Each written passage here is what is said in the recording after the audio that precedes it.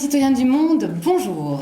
Vous êtes en direct de la librairie Raconte-moi la Terre à Lyon pour notre première émission des lives Les commentaires de Marion. Avec aujourd'hui, nous allons parler de la désertification et de ses impacts sur les populations. Nous sommes très heureux de rencontrer aujourd'hui Abderrahmane Benkeroum, président de la Fédération des Amis de Figuig, Sylvie Bassim, bonjour Marion, qui habite à Figuig depuis de nombreuses années, qui tient la maison d'hôte chez Nana à Figuig, et Philippe Prudent, réalisateur du film Figuig, seul face au désert. Tout à fait. Alors, en termes de... Pour localiser un petit peu Figuig est éloignée de tout. Elle se trouve dans la région de l'Oriental, à l'extrême est du Maroc, posée sur la frontière algérienne. Il faut savoir que l'histoire de Figuig est très ancienne, il n'existe que très peu d'écrits, mais on sait qu'elle a été très longtemps prospère à un niveau international, Abderrahmane. Oui, ok. Merci beaucoup de ce live qui va parler un peu de Figuig, de l'histoire de Figuig. Il faut savoir que Figuig a une grande histoire.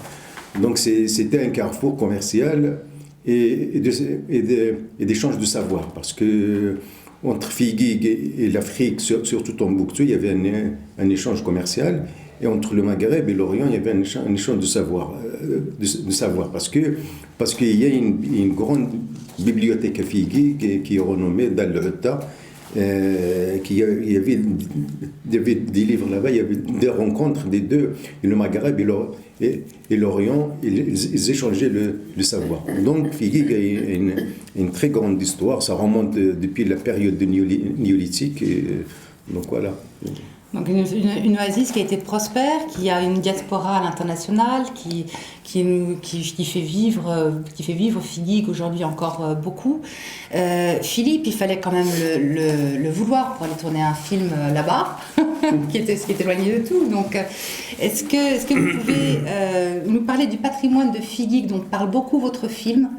Oui, c'est un point que j'ai voulu mettre en avant déjà, parce que vous l'avez dit, Figuig est éloigné de tout. Donc il y a une démarche qui est importante déjà pour se rendre sur place. Il faut, on en avait parlé un peu avant, mais quand même. Et à travers ce qu'on a pu m'expliquer, les écrits, quelques photos et ainsi de suite, on se fait une idée, mais c'est une fois sur place qu'on prend vraiment en compte de la richesse de Figuig. La richesse de Figuig, c'est vrai que moi je la catégorise un peu arbitrairement, mais en trois axes. C'est le patrimoine bâti, d'abord, l'architecture, cette architecture qu'on appelle vernaculaire, propre à Figuig, le patrimoine naturel, qui est celui de la Palmeraie en particulier, en priorité même, la Palmeraie et ses jardins. Ça, c'est un élément incontournable et primordial pour la cité de Figuig. Est-ce qu'on peut juste parler du système d'agriculture à 3 niveaux? À 3 étages. 3 étages. Et donc, je termine juste le troisième patrimoine, c'est l'eau. C'est cette richesse et ce trésor que recèle la terre de Figuig, c'est l'eau. Sans l'eau, l'homme ne pouvait pas s'installer, ne pouvait pas prospérer et s'installer. Abderrahmane vient de nous le dire, c'est depuis le néolithique. On a des gravures rupestres dans les montagnes autour de Figuig. C'est pas une légende, c'est vrai. L'eau, c'est l'élément de vie, pour l'homme comme pour la nature. Donc c'est ce qui constitue ce patrimoine de Figuig. La richesse de ces jardins, ben oui, c'est la palmeraie, le palmier dattier, et qui permet, dans ce climat aride, on est à 45 degrés, sans trop forcer, des fois bien plus l'été, mais ça chauffe. Et le palmier permet de protéger et d'avoir ce qu'on appelle une culture à 3 étages. Le palmier, les arbres fruitiers, et ensuite les cultures basses, ce qu'on appelle donc tout ce qui est le maraîchage, céréales et ainsi de suite, qui sont les cultures basses. Donc voilà, ça c'est la richesse du patrimoine naturel de Figuig. Et le tout arrosé par un système d'irrigation extrêmement complexe. Abderrahmane, il y a des jeux de l'eau chez les Figuigis. Est-ce que vous pouvez nous en toucher 2 mots rapidement? Le jeu de l'eau Oui. Ce que Philippe vient de dire, c'est très juste, parce que Figuig, s'il n'y a pas de palmeraie, il n'y a pas Figuig. Tout à fait. S'il n'y a pas l'eau, il n'y a pas Figuig. Donc, ils vont ensemble. Si Figuig a été construit par les hommes et les femmes, anciennement, ils ont creusé des sources d'eau, je ne sais pas combien de mètres, à 200 mètres en bas, pour sortir de l'eau, pour qu'ils vivent là-bas. Et donc, l'importance de l'eau, vraiment, là-bas, c'est très primordial. Il y avait même des guerres de l'eau, des guerres de l'eau entre les Ksars, pour se partager les sources. Les Ksars qui sont, je le répète, les quartiers. Il y a 7 Ksars. Les quartiers, il y a 7 Ksars à Figuig, et qui vivent ensemble. Donc, il y a un seul hôpital, enfin, un dispensaire. Il y a un lycée, un collège, et puis des écoles primaires dans chaque quartier. Donc voilà. Le pilier de tout ça, le point commun, c'est l'eau. Voilà. L'eau relie les hommes, relie les jardins, relie la palmeraie. C'est le point commun de tout ça. Et c'est vrai que la richesse de l'eau, c'est une chose, mais ce que les Figuiguis en ont fait derrière, là encore, c'est un patrimoine bâti, c'est le réseau d'adduction de l'eau à travers les séquias, les canaux d'irrigation qui irriguent certes les jardins, mais qui, dans le temps, alimentaient aussi les maisons. Et ça, c'est ce système d'irrigation qui est vraiment d'une ingéniosité complètement folle et dont on ne comprend pas toujours tous les secrets sur le fonctionnement. C'est un patrimoine formidable. Le partage de l'eau, il est fait de telle manière intelligente, parce que la part de l'eau, elle est de 3/4 d'heure. Une part de l'eau. Donc, c'est chaque famille, la Figuig, pour qu'il soit un Figuigui vraiment de souche et de sang, il faut qu'il ait une parcelle de palmerie et des parts d'eau. Donc, il y en a qui ont 2, 3, il y en a qui ont même jusqu'à 30 parts d'eau. Et donc 30 parcelles, 30 parts d'eau. Ça dépend. Non, pas forcément. Ça dépend de la richesse de la personne. Il peut acheter des parts aussi, parce qu'il y a des gens qui les vendent. Mais seulement, ça contient 1/4 d'heure. C'est de l'eau de source. 45 minutes. 45 minutes. Alors, ce que l'État a fait, il y a une dizaine d'années, il a construit des barrages là-bas, de grands barrages qui ont une capacité de 58 millions de mètres cubes, qui a renforcé un petit peu pour l'irrigation de la palmeraie ancienne et puis la nouvelle palmeraie qui est l'extension. L'eau de ces barrages est exclusivement réservée à la palmeraie ou elle est venue aussi en renfort pour la population dans les quartiers, non? Pas de l'eau pour boire. Hein. Oui, pas de l'eau pour boire. C'est uniquement de l'irrigation. De l'irrigation, voilà. Donc, ce qui a encouragé les investisseurs à s'investir à l'extension de Figuig pour la plantation de palmeraie. Parce qu'à l'extérieur, il n'y a pas des sources. Il n'y a que l'eau du barrage des puits. D'accord. C'est tout. Alors on voit toute cette richesse, effectivement, vous devancez mes questions, là c'est parfait. Vous allez sur les moyens qui sont mis en œuvre pour justement lutter contre les effets de la désertification. Concernant ce magnifique patrimoine de Figuig, on sent aujourd'hui quand même qu'il y a clairement une menace avec l'avancée du désert, d'où le titre de votre film. Abderrahmane, selon vous, quel est le rôle, les impacts réels de cette avancée du désert il y a les impacts sur la palmeraie, les populations. C'est fragile. Le Figuig, maintenant, il est très fragilisé parce qu'il n'y a pas d'investissement de l'État. Il n'y a pas d'investissement de développement. De programme qui peut aider vraiment la population. C'est à cause de ça, à cause de la sécheresse et de la désertification qu'il y a de l'immigration. Parce qu'il y a des jeunes qui se retrouvent là-bas avec des diplômes, ils n'ont pas de travail. C'est pour ça qu'ils vont ailleurs. Ils vont en Europe. L'immigration. Ce qui est encore, parce qu'il y a l'immigration des gens qui travaillent, qui sont dans d'autres villes du Maroc, qui viennent à Figuig. Les nomades aussi, qui se sédentarisent, qui viennent à Figuig, ils font des petits travaux de transport et d'agriculture. Ils vivent là-bas à Figuig avec très peu de moyens. Et donc les Figuigis, maintenant on est à 13 000, 14 000 habitants de Figuig. C'est vrai. Un exemple, quelqu'un il a dit, la population de Figuig, il est comme un bassin. Quand il remplit, il se déverse d'extérieur. Quand on arrive à 15 000 personnes, les gens ils partent. Les gens ils partent. Donc la fragilité, elle est là. Pour cet équilibre-là, donc il faut une politique. Il faut une politique locale, une vraie politique de développement pour inciter les gens, surtout les jeunes, à rester là-bas. Donc il faut tout un programme de formation sur le commerce.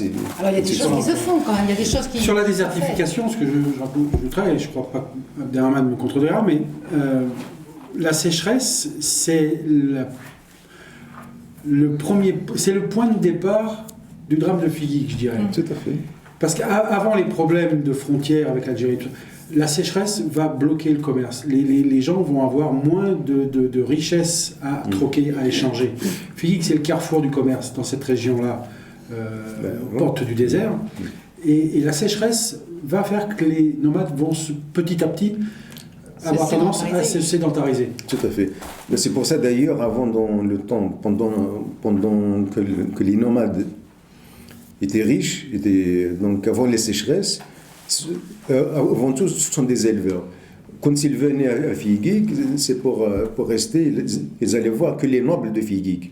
Ils restaient chez une invitation, ils accueillent le noble de Figuig pendant 2-3 jours, et il vient avec la richesse des nomades. Et c'est là qu'il y a, avec Figuig, il y a un échange, il y a un troc. Un qui apporte le fromage, du lait des nomades, il Figuigui, donc les dattes et les légumes, il y avait un troc entre eux. Donc il y avait ce respect de l'autre, ce respect des nomades. Donc c'est pas comme maintenant. Maintenant les nomades sont vulgarisés. Paupérisés aussi. Paupérisés, mais oui, c'est vocalisé. Il y a une vulnérabilité incroyable. C'est pour ça qu'ils viennent se sédentariser à Figuig avec des travaux vraiment, avec des travaux de transport, de n'importe quoi, pour qu'ils survivent. Pour qu'ils survivent. Donc nous, si je peux parler du projet de l'abbé Pierre, donc nous, en tant qu'association, on était interpellés depuis les inondations de 2009. Les Figuig ont perdu, c'est vrai, ont perdu des maisons, ont perdu beaucoup de choses. Les nomades aussi, c'est pire encore. Ils ont perdu tout leur cheptel et leur tente. Eux, il n'y a que ça ils vivent qu'avec ça. Et nous, on a proposé, qu'est-ce que vous voulez en tant qu'association, qu'est-ce qu'on peut vous faire? Ils nous ont dit, il faut ne creuser que des puits, c'est tout. Après les discussions, on est arrivé à construire un centre d'accueil des nomades, mais surtout pour mettre le point sur la santé. Parce que dans le temps, un médecin, il ne voit jamais de médecin. Un médecin, il ne peut pas aller d'une tente à l'autre. Donc au niveau de l'hygiène, au niveau des tout, c'est vraiment... Donc le centre là, il y a une infirmerie, il y a des salles, une salle pour les femmes, une salle pour les hommes, les sanitaires, donc il y a l'électricité, il y a la télévision, et tout ça c'est équipé, une cuisine et de l'eau et un espace de jardinage pour qu'ils apprennent aussi un peu l'agriculture. Alors c'est vraiment un exemple de la combativité des Figuigui, de la ténacité des hommes de désert que vous montrez dans votre film, Philippe.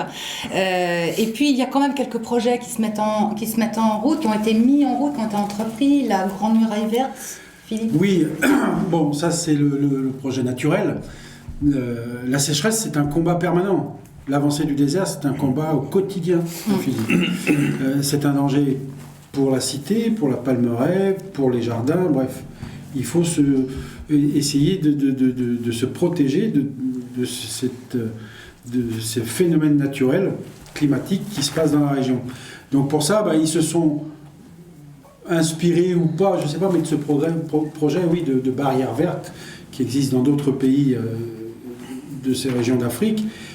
Et là, notamment, en allant à l'extérieur de la cité, comme sur le plateau de la zone de l'Arja, pour aller tenter de freiner l'avancée du désert avec des éléments naturels. Et donc l'élément naturel là-bas qui pousse dans le désert, c'est le palmier dattier. Et donc ils ont investi des hectares pour aller stopper, freiner l'avancée du désert en plantant les brise-vents, des tamaris, et derrière en faisant la plantation de palmiers dattiers qui peut, mais c'est même ce qui est en train de se passer, mais qui fera d'une pierre deux coups, j'ai envie de dire, stopper, freiner l'avancée du désert, protéger la cité de Figuig et améliorer la richesse un peu de la région, puisque une des grandes richesses économiques, c'est la date. C'est le palmier dattier. C'est une économie importante. Après, il y a d'autres soucis sur la reconnaissance et l'export de tous ces produits. Mais déjà, si on arrive à les produire et à améliorer la quantité, la production, c'est déjà formidable. C'est-à-dire qu'on va pouvoir freiner l'avancée du désert et améliorer l'activité économique des agriculteurs avec le palmier dattier. Ensuite, ils ont cette vision qui montre que ce sont vraiment des gens qui ont une vision qui va bien au-delà de Figuig. C'est quand Youssef, notamment quand je l'ai visité, m'explique que l'oasis de Figuig est l'oasis la plus proche de l'Europe. Et qu'en fait, lui, il est conscient, et il en est absolument convaincu, mais on veut bien le croire, moi je le crois, c'est qu'en protégeant Figuig de l'avancée du désert, c'est un combat qui mène aussi pour protéger l'Europe de la désertification. Parce que le sable avance et il va passer en Europe. Bien sûr. Et donc il dit, ici, quand on mène ce combat, ici on le mène pour nous, pour la cité, mais aussi pour l'Europe. Ça, c'est formidable. C'est formidable. Aussi loin et aussi proche, finalement. Sylvie, est-ce que vous pourriez nous parler un petit peu de votre vision de Figuig en tant que Française installée à Figuig depuis très longtemps? Vous avez, en tant que femme, une vision aussi qui est la vôtre, qui est propre. Est-ce que vous pourriez nous dire 2 mots là-dessus? Alors moi, le premier sentiment que j'ai ressenti quand je suis venue à Figuig, c'est la sécurité. Je me suis sentie à l'intérieur de ce Ksar fermé, vraiment en sécurité. Ça, c'est la première impression que j'ai eue. Ensuite, les gens sont accueillants. Tout le monde vous accueille gentiment, vous n'allez pas me contredire. Et puis, les femmes sont... Comment je vais expliquer? Les femmes sont très effacées, mais très présentes. De plus en plus, je crois. Depuis à peu près une dizaine d'années, elles se sont vraiment ouvertes sur les associations. Et pardon? Elles se sont prises en charge. Oui, elles se prennent en charge. Dans les associations, il y a beaucoup de femmes aussi qui sont seules, c'est-à-dire qui n'ont plus de mari ou qui n'ont jamais été mariées ou qui sont divorcées. Et il faut faire vivre la famille et par conséquent, même si de temps en temps elles sont prises en charge par la famille du mari, elles doivent contribuer à chercher les moyens financiers. Donc en travaillant dans les associations, ça leur permet de pouvoir avoir un petit revenu. D'accord.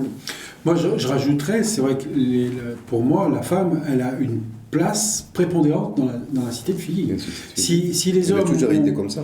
Si les hommes ont réellement leur place, notamment dans la construction et dans les jardins, principalement, on voit quand même plus d'hommes que de femmes dans le travail agricole, dans le travail des jardins.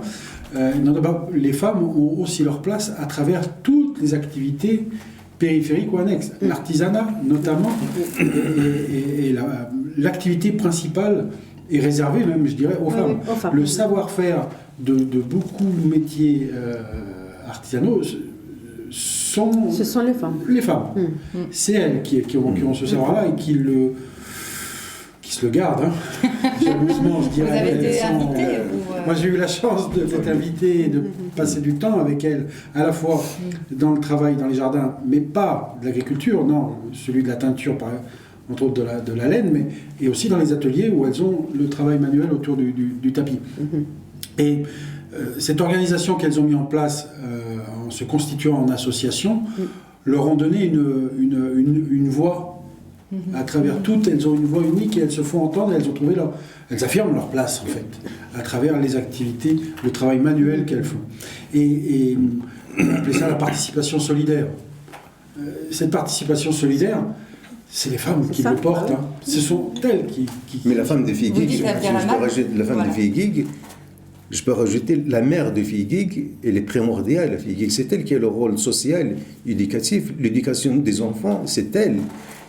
Pourquoi les enfants ont réussi dans les études, c'est grâce à leur mère. C'est parce que les mères sont là. Voilà, les mères sont là, elles Ça, c'est elles s'attachaient pour que l'enfant il étudie. Et c'est pour ça que Figuig elle a donné un nombre très important de cadres D'intellectuels. et des Figuig qui sont un peu partout dans le monde et au Maroc aussi, C'est vrai. qui ont des places importantes, des hauts fonctionnaires, des ingénieurs, des médecins, ils sont même à la NASA. Alors moi j'ai une donc, question, voilà. est-ce qu'on pourrait aller jusqu'à dire que c'est peut-être en passant par cette éducation qui donne naissance à cette diaspora Figuigi que peut passer le salut de Figuig quelque part, par ces échanges? Moi, je dirais que c'est une part importante. La diaspora, bien sûr, on dit souvent les Figuigis quittent Figuig, ils vont à Paris, New York, ils sont retriés aux quatre coins du monde, mais la majeure partie de leur cœur, et elle reste à Figuig. Et il est certain que de toute façon, ils sont moteurs, ils sont toujours constitués en association, vous faites partie, et ces associations sont là pour faire perdurer la mémoire de Figuig, mais pour apporter leur soutien. Donc cette diaspora, je pense qu'elle a un rôle très important à jouer. Mais elle, toute seule, ça ne suffit pas. Oui. Et je laisse la parole à... Il faut pas oublier que Figuig est construit par l'immigration. Donc Oui. on trouve de toutes personnes d'origine d'ailleurs qui vivent là-bas, Tout à fait. des Africains, des gens qui sont venus d'ailleurs, qui sont installés là-bas. Les Juifs notamment, ils étaient pendant des années là-bas, ils ont construit une vie là-bas, il y a un quartier des Juifs, des synagogues et leurs maisons et tout ça. Les chrétiens aussi, parce que maintenant il y a une cimetière chrétien, il y a une cimetière des Juifs, et qui avait un commerce des Juifs qui commercialisaient avec les Figuig. Il ne faut pas oublier anciennement des Juifs qui sont convertis au islam. Il y a des Figuigis, mais d'origine juive. Tout à fait. Qui sont devenus des musulmans. Un carrefour incroyable. Qui sont devenus. Abderrahmane, je vous coupe. Excusez-moi. Nous arrivons vers la fin de cette émission. Mais avant de terminer, je voulais tout d'abord vous remercier d'être là. Il faut parler de perspectives. Et on va parler des perspectives. Voilà. Oui, les perspectives de Figuig. On en a un petit peu parlé quelque part, à travers les échanges, à travers la sauvegarde du patrimoine, une plus grande implication aussi des instances gouvernementales et internationales. Certainement. Oui, mais donc les perspectives maintenant, on a dit que c'est fragile. La diaspora, elle est très importante du Figuig, que ce soit au Maroc, que ce soit ailleurs. Toujours, elle a un pied ailleurs et un pied Figuig, que ce soit financièrement ou autre. Donc, et nous, comme Figuig, il a mal, nous aussi on a mal. Donc, je vous donne un dernier exemple sur le confinement, il y a le Covid. Figuig, le mois d'avril, quand c'est arrivé, le mois d'avril dernier, toutes les associations d'ici, ils ont récolté, je ne sais pas combien d'argent, plus de 60 000 euros. Que les gens de l'île de France, sans parler des Canada, sans parler des Marocains Casaraba, ils ont envoyé des aliments, de l'argent, tout. Et même, ils ont aidé même les nomades. Ils ont aidé même les nomades. C'est pour ça que cette solidarité, il existe à Figuig. Il existe, il est très important. Alors, il nous faut maintenant une vraie politique locale. Tout à fait, c'est ça. Une vraie politique locale pour qu'on favorise et qu'on enrichit et qu'on valorise les produits agricoles, les produits des terroirs. L'ensemble du patrimoine. L'ensemble des patrimoines. Ce patrimoine doit être valorisé. On peut créer des emplois à travers le patrimoine, on peut créer des emplois à travers la vente commerciale et donc il faut maintenir ça et c'est ça le rôle de la municipalité, il est primordial. Il faut qu'elle travaille là-dessus et qu'elle écoute. Donc nous, en tant qu'association avec le réseau IDD, en 2015, on a fait un programme de formation de démocratie participative participative. Donc on a formé des associations et des élus. Des élus, normalement, on doit apprendre quelque chose là-dessus. Ben oui. Mais dommage. Mais il faut du temps. Il faut du temps, oui, mais il faut du temps. On a sensibilisé les gens du désert du temps, ils en ont. On a sensibilisé dans la formation aussi, il faut. On a sensibilisé les partenaires et tout. On va terminer sur cette note. Pardon. Je voudrais juste moi rajouter un point, parce qu'il y a un point qui est important quand même sur l'avenir de FIGIG. La diaspora, la politique locale, freiner l'exode des jeunes. Voilà, on a besoin de tout ça. Il faut essayer de préserver au mieux la palmeraie, le patrimoine bâti, la valorisation de l'ensemble du patrimoine. Tout à fait. Et ça, avec l'accès le plus possible, mais dans un cadre bien défini des touristes, de l'étranger. Tout à fait. Parce que cette transmission orale qui peut avoir lieu, certes, les Figigi la font très bien à travers la diaspora, mais les visiteurs, les touristes, eux aussi, ils ont un rôle à jouer, c'est un vecteur important. Et Sylvie est dans ce rôle-là, d'ailleurs, avec la maison d'hôtes. Ça permet l'accueil des visiteurs et ça permet d'avoir un accueil encadré. Accueil encadré. Et ça, je crois que c'est ce qui... Visite encadrée, parce qu'il faut savoir qu'on a un patrimoine très important à l'intérieur de FIGIG, mais aussi à l'extérieur. Et pour éviter les dégradations, il ne faut pas que les gens puissent aller n'importe comment avec un GPS, par exemple, voir les gravures rupestres qui sont fragiles. Et pour ce faire, il faut des guides. Et on a beaucoup de jeunes qui se tournent les pouces parce que manque de travail, qu'on pourrait former en guide touristique, pas forcément en guide, mais guide touristique. Ils connaissent le territoire. Ils connaissent leur territoire, même s'ils ne le connaissent pas à la perfection. Il y a des stages, on peut donner des stages, on peut former des gens, on peut... Voilà. Et puis, la préservation. Et ça, c'est valable pour les filles ou pour les garçons. Et la préservation de l'eau. Et de l'eau. Parce que le gros danger, il est là. L'utilisation de l'eau dans un milieu comme celui-là, il faut vraiment qu'elle soit très réglementée. Et s'il n'y a pas quelqu'un qui est là pour accompagner le visiteur d'un jour, pour lui dire attention, moi ici dans ma maison d'hôte, c'est pas 5 ou 6 douches par jour, je sais, il fait très chaud, mais on ne peut pas utiliser l'eau comme vous pouvez l'utiliser, vous, par chez vous. Oui, c'est ça. Donc, il y a ici un soin à prendre. Tout à fait. Alors, on va terminer sur cette note de tourisme et d'invitation au voyage. Oui. On l'aura compris, FIGIG, ce n'est pas une destination hôtel 5 étoiles tout luxe, c'est une destination qui reste confidentielle. Mais vrai, exactement. Vous pourrez séjourner chez la maison de Mana, chez Sylvie. Pour en savoir plus sur FIGIG, n'hésitez pas à contacter Abderrahmane de la Fédération. Ou aller sur le site de FIGIG. Mais sur le site de la ville.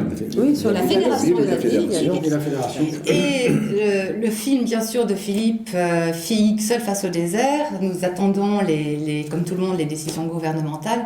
Mais restez connectés sur notre page Facebook et à très vite pour de nouvelles aventures documentaires.